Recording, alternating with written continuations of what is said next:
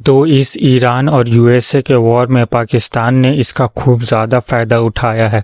पाकिस्तान जो कि एक टेररिस्ट टाइप का इमेज लेकर के बैठा था, उसने इस वॉर के में ईरान और यूएसए के बीच में एक पीस टॉकर की तरह काम करके पूरी दुनिया में अपना इमेज को जो है उसे साफ करने में काफ़ी हद तक कामयाब हुआ है। पाकिस्तान ने इस वॉर में ईरान और अमेरिका दोनों के लीडर्स को, दोनों के पीस टॉकर्स को अपनी कंट्री में बुलाया और 2 हफ्तों के लिए सीज फायर करवाया था। हालांकि ये सीज फायर कुछ हद तक फेल भी रहा था, लेकिन फिर भी पाकिस्तान जो है वो एक पीस टॉकर की तरह काम किया और एक बहुत ही बड़े वॉर में एक मीडिएटर के तौर पे काम कर रहा है।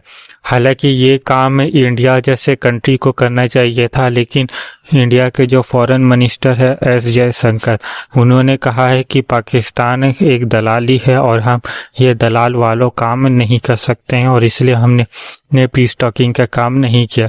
और ये कहना था इंडिया के फॉरेन मिनिस्टर का।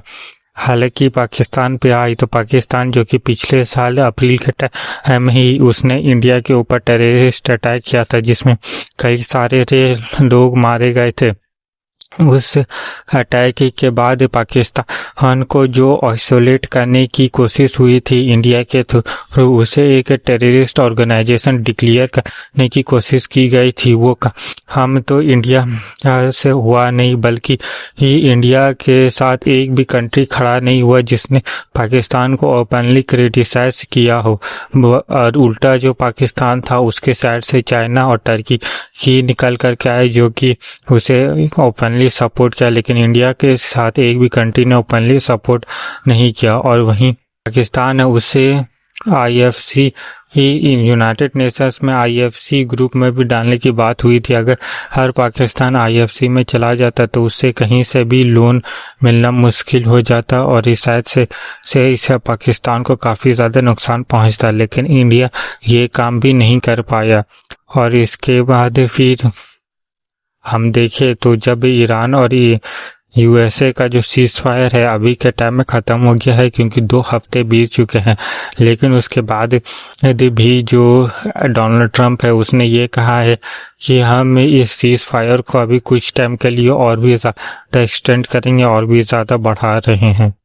और आखिर अमेरिका क्यों अब इस वॉर के थ्रू बचा करके निकलना चाहता है, और आखिर क्यों जो ईरान है वो अमेरिका के ऊपर भारी पड़ा है, ये चीज़ तो बहुत ही ज़्यादा डिटेल में जानने वाली बात है। हालांकि अभी के टाइम में अमेरिका भी इस वॉर से निकलना चाहता है और इसीलिए अमेरिका ने भी ये जो 2 हफ्तों का सीज फायर है, इस सीज फायर को और भी ज़्यादा एक्सटेंड कर दिया है और अभी जो है लंबे टाइम तक कि ये दोनों कंट्रीज आपस में लड़ाई नहीं करेंगे। हालांकि डोनाल्ड ट्रंप ने ये काम इसलिए किया है कि वो इस वॉर को ख़त्म करना चाहता है, इस वॉर से बाहर निकलना चाहता है, या फिर ये थोड़ा टाइम इकट्ठा कर रहा है ताकि वो डायरेक्टली एकने वाला टाइम ही बताएगा। लेकिन अगर आपको मेरी ये वीडियो पसंद आई हो तो मेरे वीडियो को लाइक करें, चैनल को सब्सक्राइब करें। मिलता हूँ किसी नेक्स्ट वीडियो में, तब तक के लिए गुड बाय।